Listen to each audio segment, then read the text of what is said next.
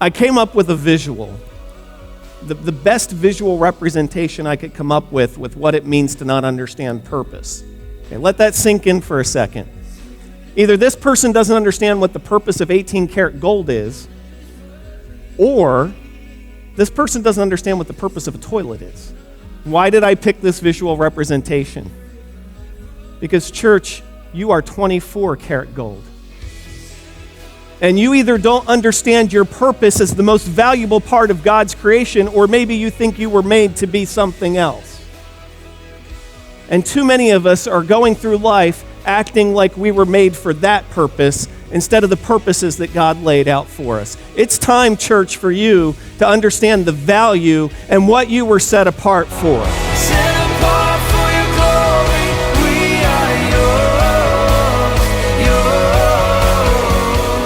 It's good to see everybody this morning. Like Rick shared earlier, maybe over a month ago, he and Dennis reached out to me about picking a Sunday to preach. And when I looked at the calendar and I wanted to pick a month when I wasn't back in Kids Kingdom teaching, we settled on this day, maybe about a month or so ago. And I think it shows how God works. TJ came to me this morning and he said, did you hear about Dad's tooth, about Dennis's tooth? Dennis has I guess a pretty bad tooth infection of some kind. He's going to need a root canal. And so for him to be able to be up here preaching this morning probably would have been very difficult, or he may have needed someone to fill in anyway. So, I mean, you can't tell me this morning that God doesn't know what he's doing when we have over a month ago the substitute ready to go for what Dennis didn't even know was coming down the road. So we want to be praying for him that things go well. That sounds pretty uncomfortable. But, okay, so you get the substitute teacher this morning. I really want to say how much I appreciate Elevate. Elevate, right? Okay, all right. Because, when I came in this morning, I'm sitting there and the front row's empty. I was starting to feel a little self-conscious about that. And then I start seeing Elevate pour forward a little bit, and they always do an amazing job filling the front row. But again, you're in the front row. So, all right, I want to continue the series that Dennis started, Set Apart, this morning. As he's been going through 1 Peter, we've been looking at what it really means to be set apart and to understand the importance of that concept of being set apart. And so this morning we're looking at what it means to be set apart to follow our shepherd. And we're going to really unpack a lot of things and get to this concept toward the end. So just bear with me. We're going to wander a little bit, but I promise we're going somewhere meaningful. But there are a lot of words, there are a lot of phrases that we can use to understand what it means to be set apart. And for me, as we're going through this, there are some things that I think about in terms of things that we set apart especially. I think about fine china, that there are those special dishes that are set apart for some special occasion, and they don't get used any other time of year. We take special care of those things. Or a special vintage wine that maybe is set apart in a cellar and waits for years and years, maybe decades, for a special occasion.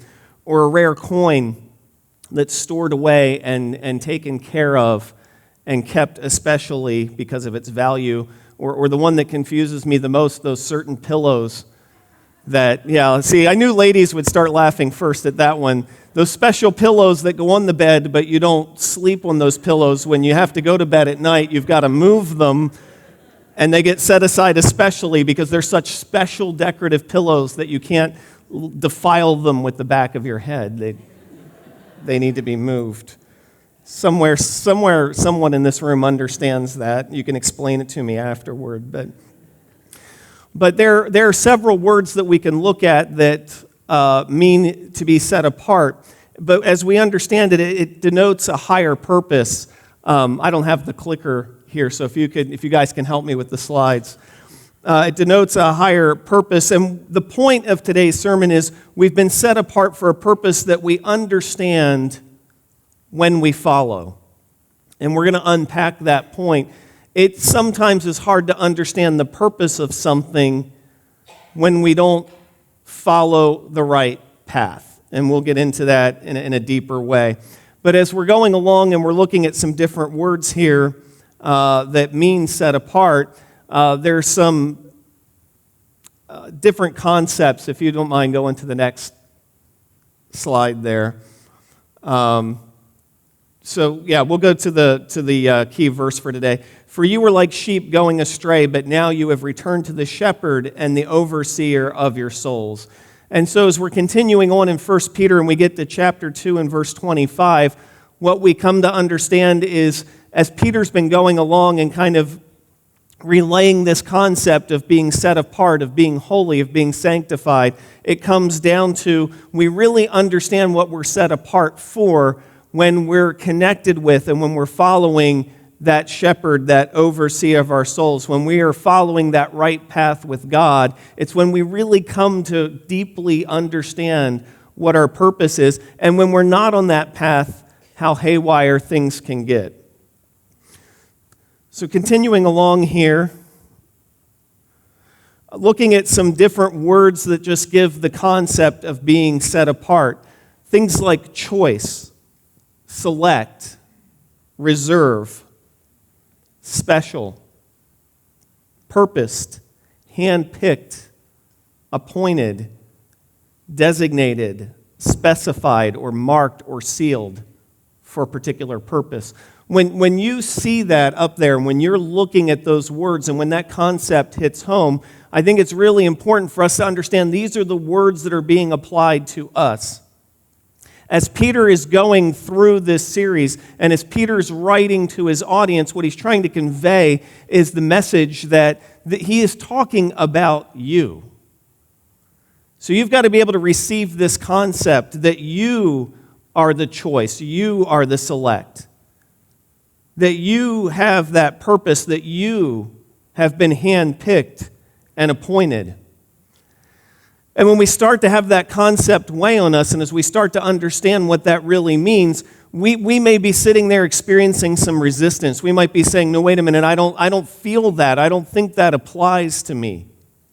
I don't understand where I've been appointed. I don't feel designated. I don't understand what it is I might have been handpicked for. And as I was going through it, I was looking at some of the words and trying to figure out which words conveyed this meaning the best. It just occurred to me that as we're sitting there and as we're hearing this, we may really struggle to understand what it is that Peter's trying to say to us. And so maybe we need to back up and to unpack it a little bit further. We were set apart at the time of creation. And last month, when I was back in Kids Kingdom teaching, we had a series called The Garden. And we went and we looked at the time of creation and we focused on Adam and Eve. And it was, for younger kids, I was amazed. It was a really intense focus on the story of the garden and Adam and Eve. And the amazing thing for me as an adult is when I get to relate these Bible stories to kids and I get to hear their questions and I get to hear their unique viewpoint on the story, it gives me a completely new perspective. I had maybe one of the best questions asked back there. As we were going through the story, we came to the part where Satan tells Eve, if you eat this fruit, you will surely die.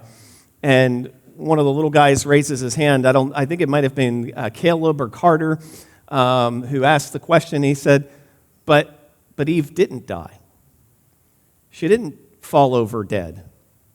So in his mind, that something was wrong. You can't have this said in the Bible and then not see it happen. And I could see on his mind, for him and his faith, it didn't make sense that the Bible said something that wouldn't be. It just blew his little mind. And so as we were unpacking it, we're going to look at this morning what is meant by that as we dig into this verse. But at the very point of creation, it was evident that we were set apart. God said, "Let us make mankind in our image, in our likeness, so that they may rule over the fish in the sea and the birds in the sky, over the livestock and all the wild animals, and over all creatures that move along the ground." So God created mankind in his own image. In the image of God, he created them, male and female, he created them. And God blessed them and said to them, "Be fruitful and increase in number.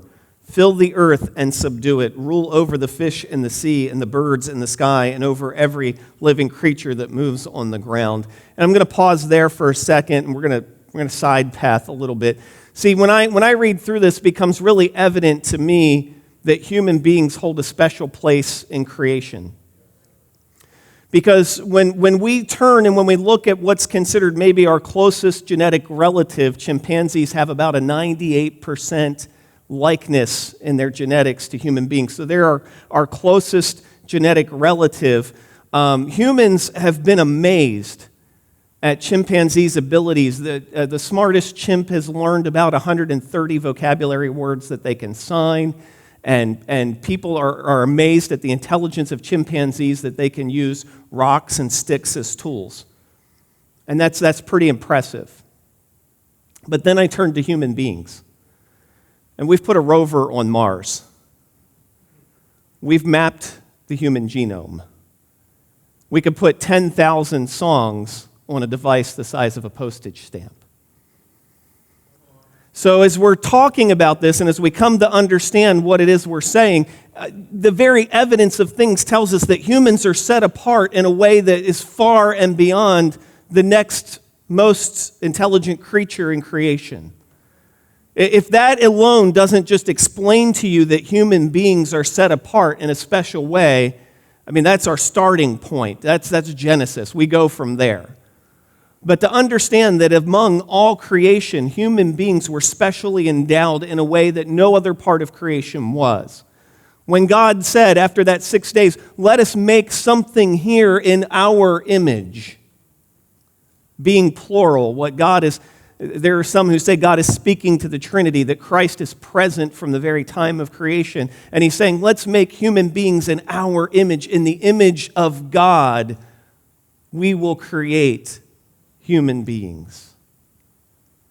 And when we look at the rest of creation, it is evident, indisputable to me, that human beings are set apart from the rest of creation. There is nothing else in all of existence that even comes close to human beings. And God said, "I give you every seed-bearing plant on the face of the whole earth and every tree that has fruit with seed in it. They will be yours for food. And to all the beasts of the earth and all the birds in the sky and all the creatures that move along the ground, everything that has the breath of life in it, I give every green plant for food," and it was so. Sometimes we skip over little phrases and things in the Bible a bit too easily. God said it, and it was so. You know, I say stuff in my household all the time. It doesn't mean it's so. Those of you who are laughing loudest are those who know me. I might say, "Hey, we need to get the house cleaned up." That doesn't mean it's so. But when we see a phrase in the Bible and it says, "God said it, and it was so," God speaks it, and it happens. So as we look back in this portion of Genesis and we understand that human beings were set apart from the very time of creation, it didn't just stop there. It continued on with there. And there are some things that we can pull out from this that we look at and understand. The first thing that we understand is that, if we can go to the next, we are God's image bearers. We bear the image of God. That alone sets us apart, makes us special, means that we are handpicked among creation to bear the image of God. What we also see in Genesis is that we are chosen to be the stewards over God's creation. Now, I'm really blessed. My middle daughter is a very good artist, and she spends a lot of time on her art, and it's painstaking as I watch her at the table, and she will sketch and erase and a sketch and erase and just continue into that process until it looks just right. And I know that she's pouring her heart into what she's doing. So for me, when she takes a piece of art that she's put time, effort, energy, love, and dedication into, when she hands that to me and gives it to me, it's really special. Do you know what I mean? When somebody pours out their creativity and it is their creation and they made it and it is theirs, they own it in a way that you can't own anything else because you made it. And you hand it over for someone else's care, for them to take care of, for them to do with. I mean, could you just imagine, could you just picture that after hours and days of painstaking work, my daughter hands me a piece of art and I go, wow, that's nice, honey, and I throw it in the trash can. That would be unimaginable. We got a gasp in the front row here. Okay.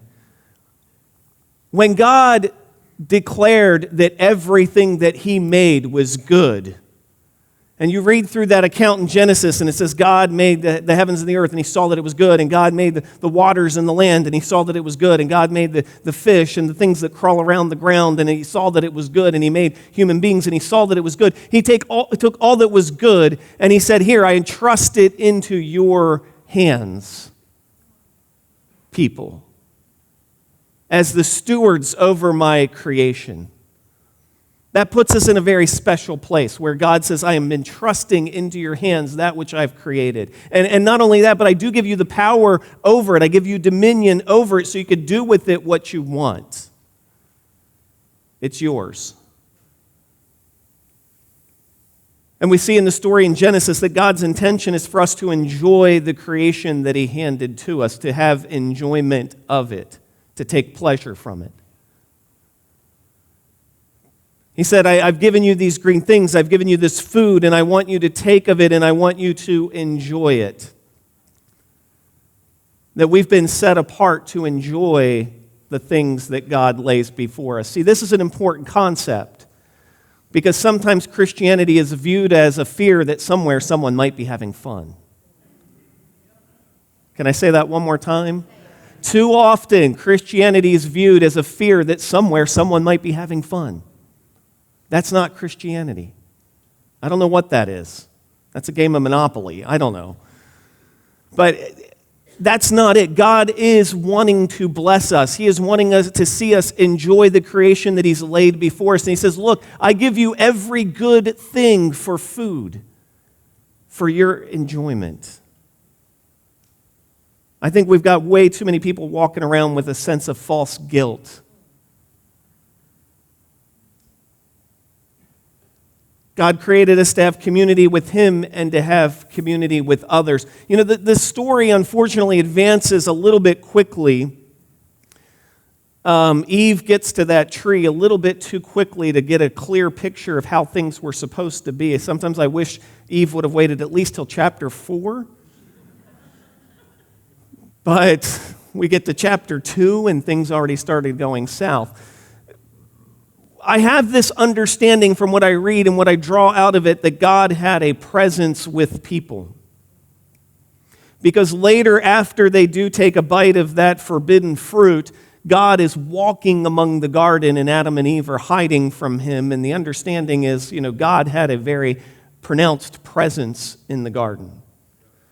So my understanding is we were created for the purpose of having community with God, to be in community together with God and others. Because in this first few chapters of Genesis, what we see is God says it's not good for people to be alone. It's not good for them. That people need other people. In my work, I sometimes deal with people who've experienced incarceration. And when I do mental health counseling with someone, I get to hear their firsthand accounts of experiencing isolation, of being put as punishment in isolation. Without fail, they've said to me, it's not good. That's real creative language there, isn't it? It's not good. But what they will explain that being in isolation for an extended period of time, how that affects them in a deep psychological way.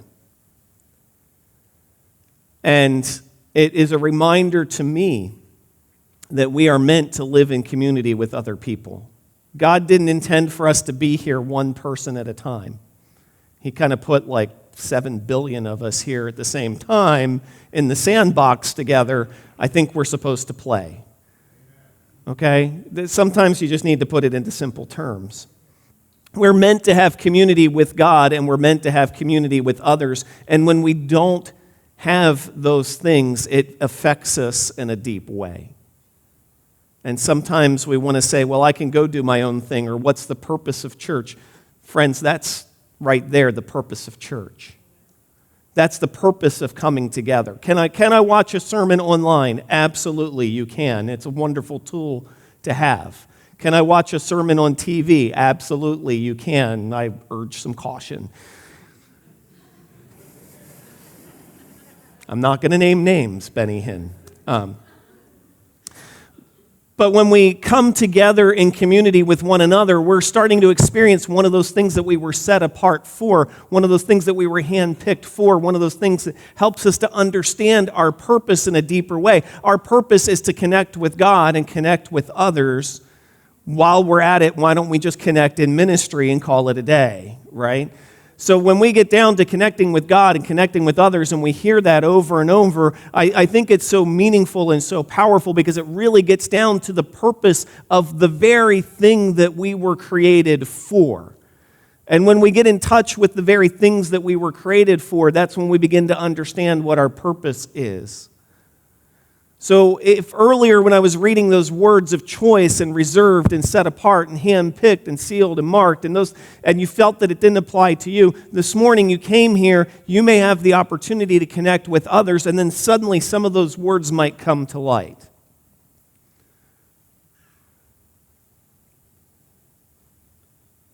One of the pictures hanging up on our fridge, and then, Facebook does this great thing of, this is what happened this day 3 years ago. Well, this day 3 years ago, we went with some other couples to the First Post and enjoyed a dinner together and laughed till our sides hurt, and we still have that picture on our fridge because connecting with others is so meaningful. And folks, I'll tell you, if anybody comes into church and leaves church and felt like they couldn't connect with others, that is sad to me. And I hope that we don't have that. But just the opportunity to come and connect with another person, because sometimes it's not 4 walls in a jail cell that creates our isolation. Okay? Because sometimes it's stigma that creates our isolation. Sometimes it's my fear of being created uniquely, meaning I'm different, that creates my isolation. Sometimes it's just plain old fear that creates my isolation. That if I go up to another human being and I try to connect with them, that they're not going to accept me. And I'm telling you this morning that that's not the purpose that God created us for. And that the purpose that God created us for is to be accepting and welcoming and live in community with other human beings. And that's at the heart, beating at the very center of what church is all about. So this morning, take the opportunity to connect. The other thing that I see in these passages is God's intention is for us to be blessed. At the end of the verse it says, and he blessed them and told them to be fruitful and to multiply. God intends us. It is our purpose. We have been set aside to receive his blessing.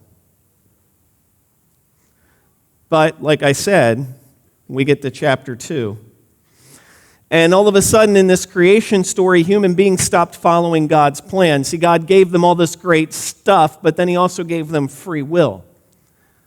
And I am back and forth sometimes about the whole free will thing, whether it's a blessing or it's a curse. It's one of those things that can be really tough to manage and deal with, but God gave free will. So the free will is represented by this tree. There's this tree in the garden, and God says, well, I'll give you everything else. Anything else is yours. Seek it out, enjoy it, work it, be a steward over it, do what you want with it, have fun with it. But there's this one place I don't want you to go. There's this one tree I don't want you to touch. Okay, kids, think about this. There was one rule. Could you imagine living with one rule? Right? My kids are rolling their eyes. They're like, you have like a bajillion rules. There was one rule. But it allowed people free will. God basically said you've got the ability to choose your own path, what you want to follow.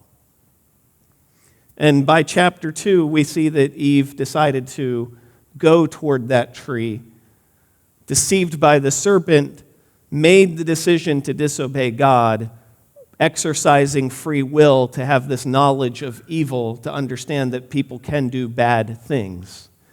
And the result, when we stop following God's plan, is we hide God's image. So immediately what we see is there's guilt, there's shame. They want to cover themselves. And not only do they want to cover themselves, then when God approaches, they hide from God. They struggle in that community with God and others. It's not long before the first family has their first murder. That even brothers struggle to live in community with God and with others. They lose the joy of the garden, as God said, you've got to go make your own way in the world, and they have to work against creation for their survival, and they experience cursing. Now, as I was going through this morning, okay, so there's not a slide for it, because as I was going through this morning, it hit me the nature of those curses were still intended for our good.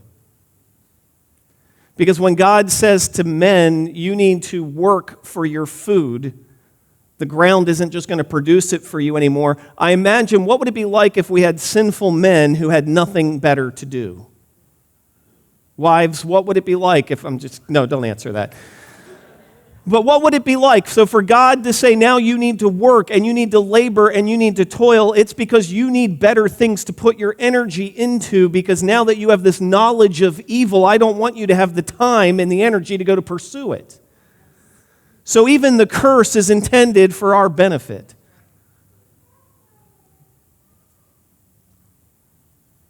I'm going to leave it at that. I'm going to leave it at that. If you have questions about the other things, come see me. But all of a sudden, the destructive power of sin can take us from our intended purpose into things that we weren't made for. Church, let me tell you something this morning. We weren't created to handle violence. The violence that happens in our communities, the violence that happens in our entertainment, the violence that happens in front of our eyes, we're not made to handle that.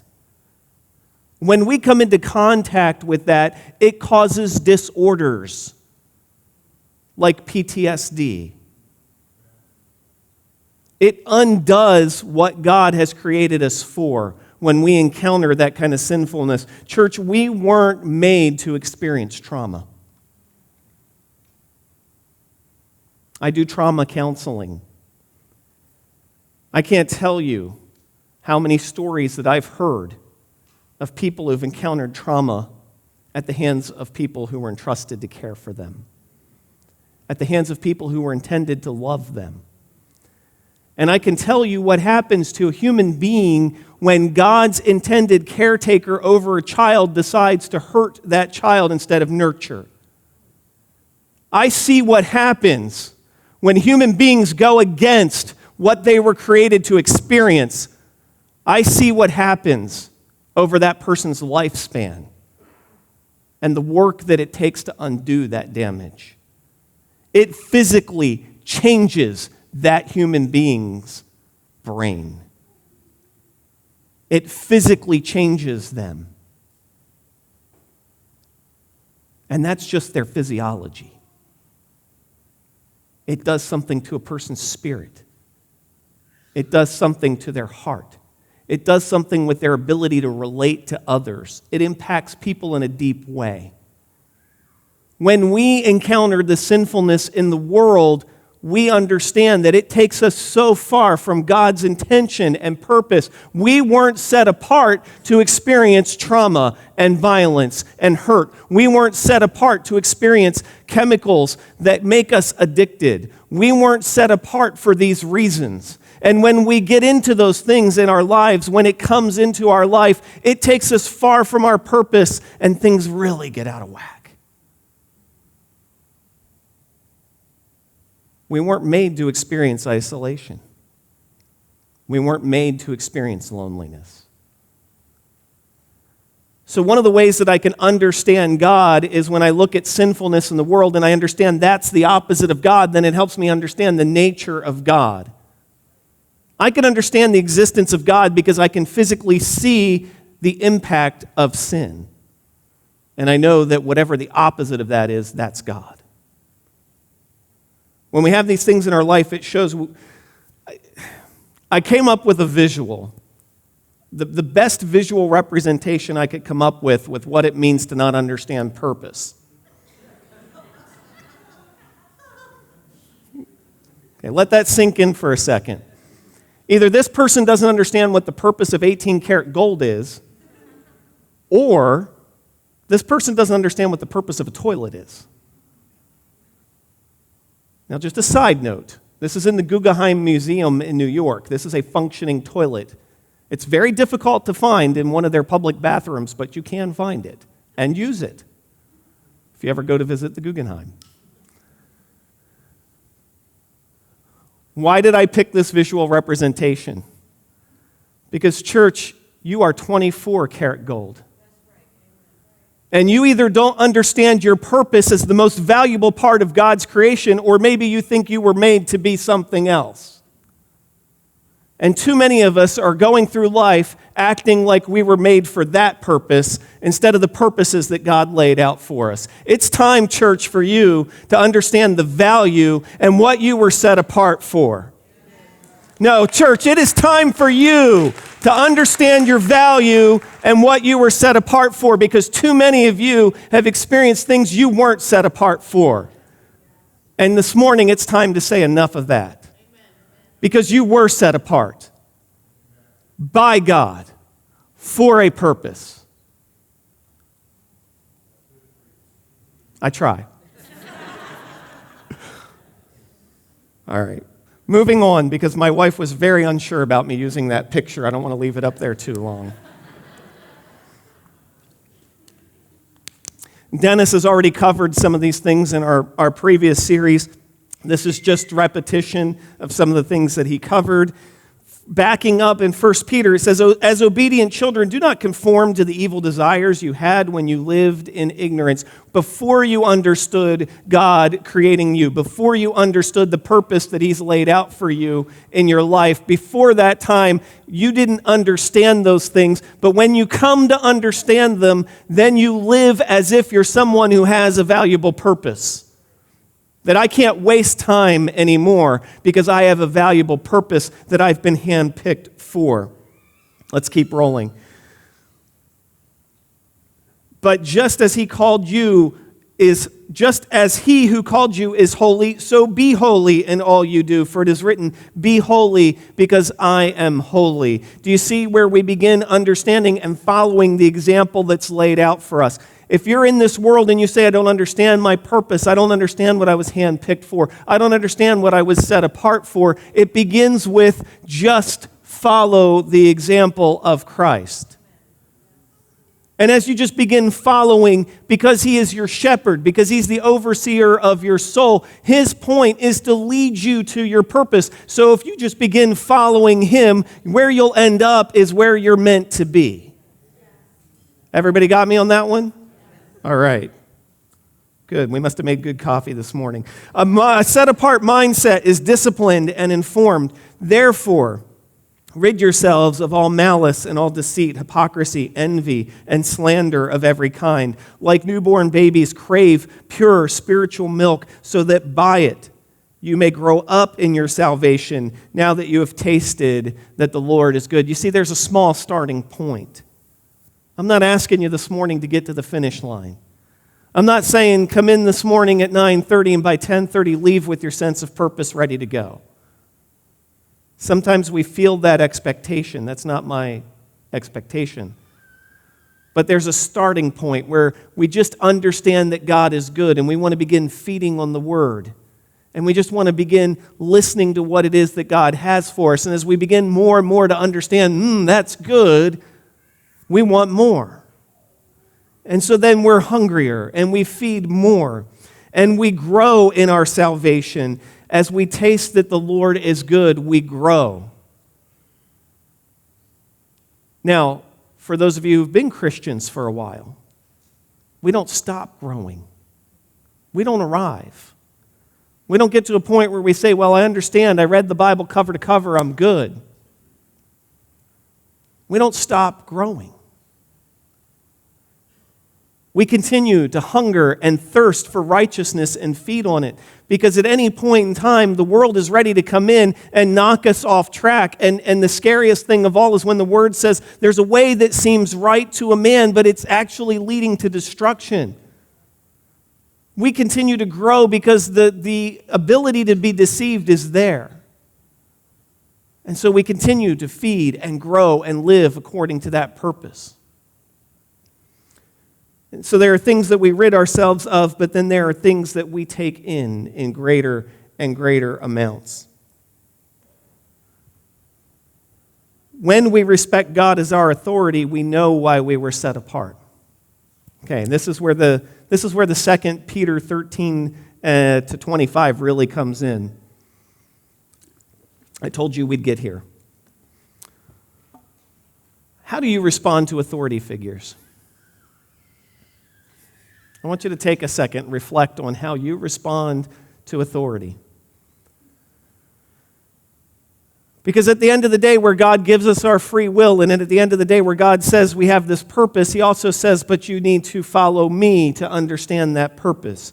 And when we go back to the garden, the issue was Satan was able to deceive Eve by telling Eve, you will be like God. You can run the show. You can be the authority. And so all of this comes down to, how do I respond to the authority figures in my life? When we respect God, we understand that God is our authority, and when we get to that point, we understand why we were set apart. So, submit is not a bad word. Okay, don't think of submit as the other S word. That's not what it is. And I think probably of all the controversial things that I've ever dealt with in the Bible, when we get to this section in Peter, and it starts talking about different forms of submission, this is maybe one of the more controversial or hotly debated sections of the Bible.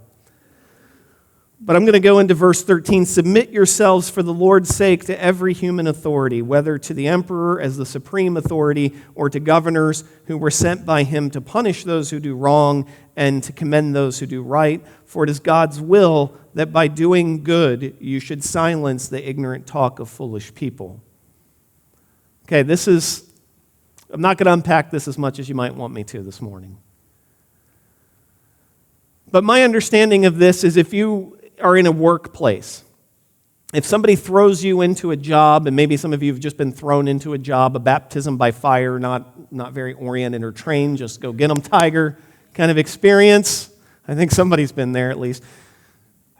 What's my purpose? What am I supposed to be doing here? Am I doing it right? Am I following the procedures that I'm supposed to? The way that you come to understand that and feel secure in that position is when you connect with that boss, that person who's that authority figure. That's the person who helps to determine your purpose. That's the person that helps you understand where you fit into the big picture of things. And so when you connect and subordinate yourself to that person in that position of authority, it's where the flow of understanding of what am I supposed to be doing? Am I producing the way that I should be? Am I in line with what I need to be doing right now? Means I have to submit myself to that person in that position of authority.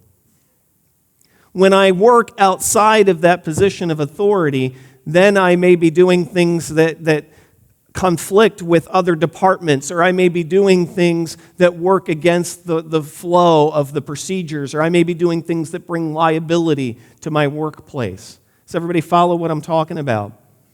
But when you submit to that person who's established as that authority over you,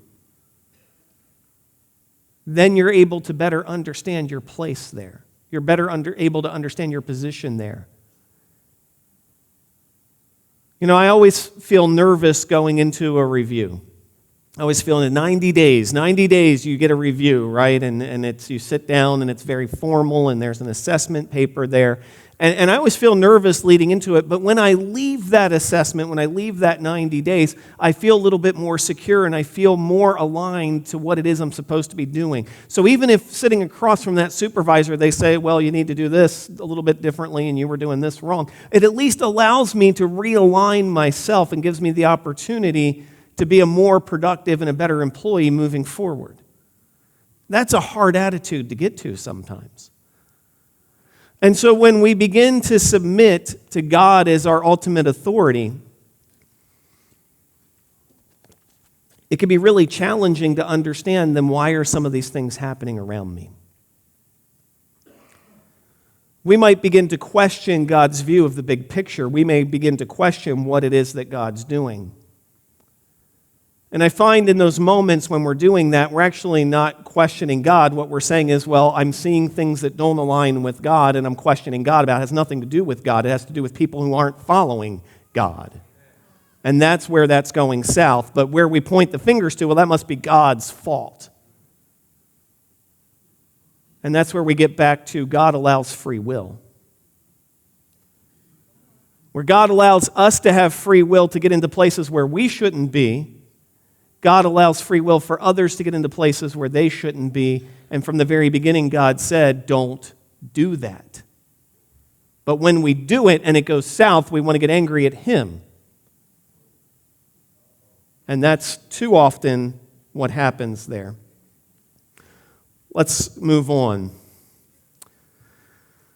From authority extends purpose. To this you were called because Christ suffered for you, leaving an example that you should follow in His steps. He committed no sin and no deceit was found in His mouth. When they hurled their insults at Him, He did not retaliate. When He suffered, He made no threats. Instead, He entrusted Himself to Him who judges justly. There are an awful lot of pronouns in that last verse, so let's get into it a little bit.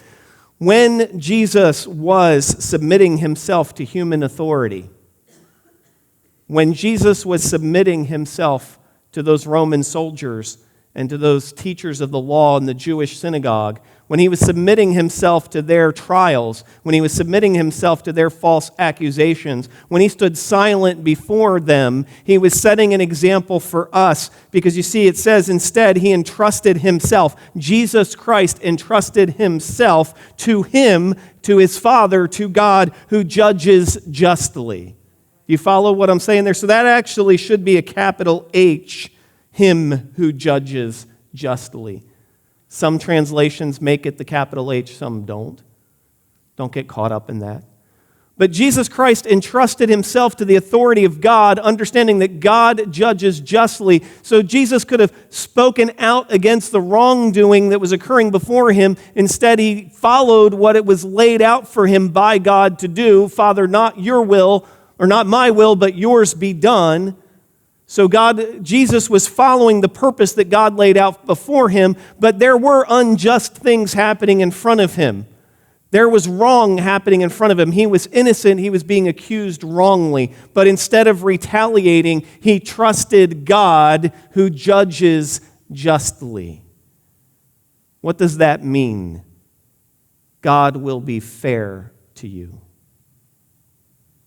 Do you get that good news? That no matter what happens in this world, God judges justly. God doesn't judge superficially. But when you go before the Lord and you say, here's what happened in my life, God says, I know. When you go before the Lord and you say, I didn't understand, these were my circumstances, God says, I know. If you want fair judgment, you don't always get that from the world. You don't always get that from the Commonwealth of Pennsylvania. If you want fair judgment, you don't always get that from other people. But if you want fair judgment, you will always get that from God. God understands what you were set apart for. God understands the purpose that He has for you. And God understands that there are times when we've fallen short. God understands. He judges justly. God knows your circumstances. You don't have to explain yourself to Him. And when He looks at your life, He judges justly. But God, somebody's wronged me. I know, I've got that. It's a hard level of trust to get to where you submit yourself to an authority and you say, God, I'm going to let go of what I want to do with this situation and I'm going to submit myself to you, understanding that you can take care of this situation better than I ever could. And I turn it over to your hands. So church, this morning, when we understand being set apart, we are set apart by a God who looks at our lives and judges justly, that we can trust, that we can lean on, that when He makes a promise, He is true and He is faithful and He will see it to the end. And when He says, I want to bless you and I want to have community with you, He means it and He will follow through on it and you can take Him at His word. Amen. Amen. So church, this morning, if there's nothing else you get from this, God chose you. You are set apart for Him. He treasures you. He values you. You are utmost among all creation to Him. If that fills your heart, just return it in worship. Let's stand together. Let's praise God.